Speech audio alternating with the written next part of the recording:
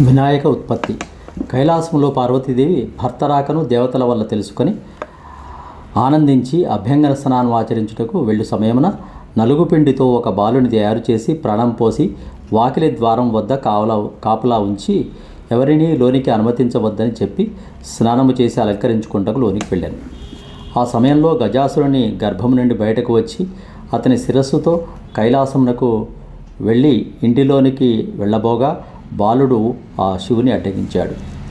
శివుడు కోపావేశముతో త్రిశూలముచే ఆ బాలుని కంఠమును దునిమి లోనికెగాడు.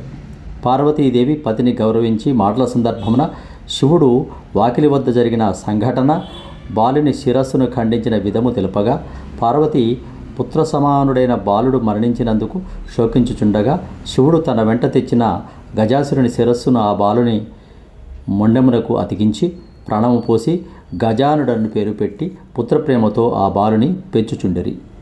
అతడు తల్లిదండ్రులను సేవించుచు తరించుచుండెను. గజాననుడు ఎక్కి తిరుగుటకు అనంజుడనే ఎలుకను వాహనముగా చేసుకున్నాడు.